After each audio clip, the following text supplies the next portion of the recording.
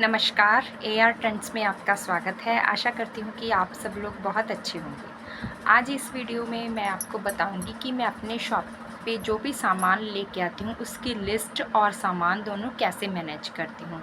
तो ज़्यादा टाइम ना वेस्ट करते हुए शुरू करते हैं आज की वीडियो। लेकिन वीडियो शुरू करने से पहले मेरी आपसे रिक्वेस्ट है कि प्लीज़ अगर आपको वीडियो अच्छी लगे तो लाइक करें, मेरे चैनल को सब्सक्राइब करें, साथ में दिए गए बेल आइकन को ज़रूर प्रेस करें ताकि आगे आने वाली वीडियोस की नोटिफिकेशन आपको मिलते रहें और प्यारे प्यारे से कमेंट ज़रूर करें।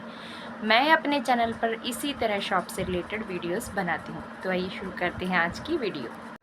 तो बात करते हैं शॉप का सामान लाने की। मैं अपनी शॉप पर जो भी सामान लाती हूँ, उसके 2-3 आधार हैं जिनके अकॉर्डिंग मैं अपनी शॉप का सामान लेके आती हूँ। पहला तो है सीज़न कि कौन सा सीज़न चल रहा है, जैसे शादियों का सीज़न है या फेस्टिवल का सीज़न है। और दूसरा है मौसम, गर्मी है, सर्दी है या कैसा मौसम है। और तीसरा है उस पे कस्टमर की डिमांड कि आपसे कस्टमर क्या चीज़ की डिमांड करता है।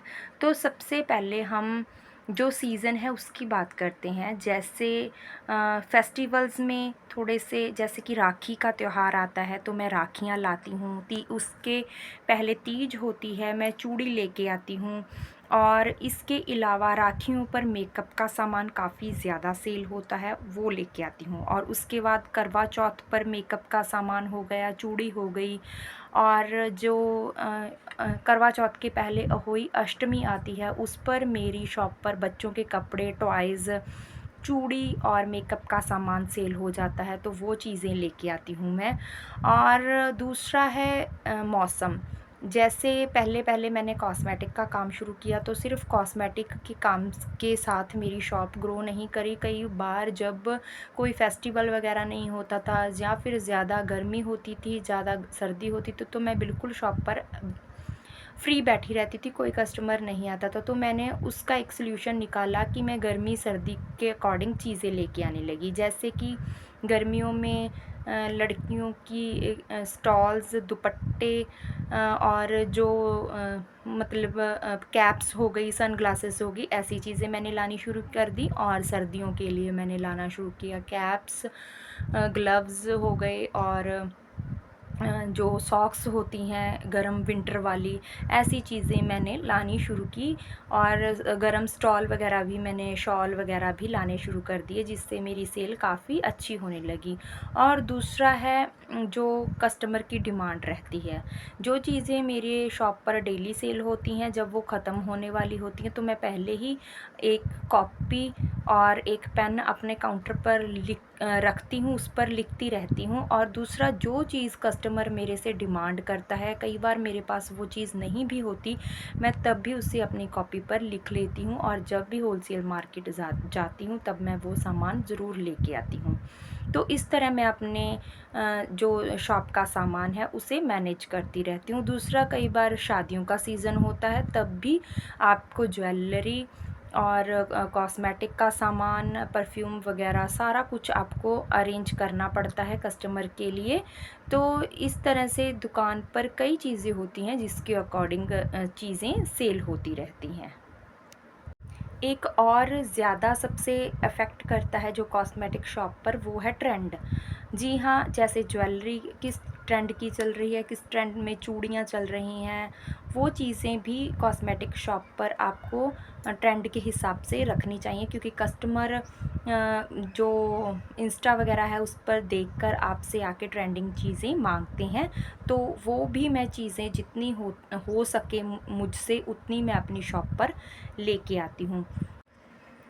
मैं अपनी शॉप पर करवा चौथ, अहोई अष्टमी, तीज और राखी की काफ़ी तैयारी करके रखती हूँ। तीज और राखी की तो काफ़ी ज़्यादा तैयारी करके रखती हूँ, क्योंकि राखी मेरी शॉप पर काफ़ी ज़्यादा सेल होती है और सीज़न काफ़ी अच्छा लग जाता है।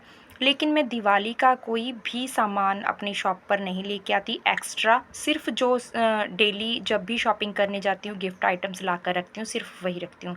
क्योंकि आपको पता ही है कि दिवाली के दिनों में छोटे बच्चे से लेकर बड़ों तक बहुत ज़्यादा काम हो जाता है, तो मुझे शॉप के साथ-साथ अपना घर भी सँभालना होता है और अपने घर की भी साफ़-सफ़ाई वग़ैरह करनी होती है। तो इसीलिए दिवाली में मैं सिर्फ़ रेगुलर जैसे डेली अपनी शॉप रन करती हूँ, वैसे ही चलाती हूँ। एक्स्ट्रा कोई भी तैयारी नहीं करती। लेकिन राखी वग़ैरह की मैंने पहले भी वीडियोज़ डाली हुई हैं कि मैं कैसे तैयारी करती हूँ अपनी शॉप पर, और अब भी 1.5-2 मंथ बाद तीज और राखी का फेस्टिवल आने वाला है। जो भी सामान लाऊँगी उसकी वीडियो आपके साथ शेयर करती रहूँगी। और अब आपके मन में ये भी सवाल आएगा कि आप इतनी चीज़ों को देखकर जो लिस्ट है वो बनाती हैं, तो आपसे तो कोई सामान छूटता नहीं होगा, हमसे छूट जाता है। ऐसा बिल्कुल नहीं होता।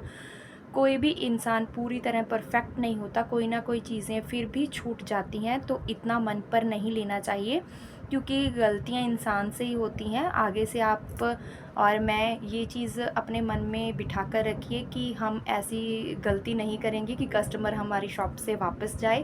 तो ऐसा सामान जो शॉप पर नहीं है उसको पूरा करने की मैं पूरी कोशिश करती हूँ, ताकि मेरी शॉप ग्रो कर सके।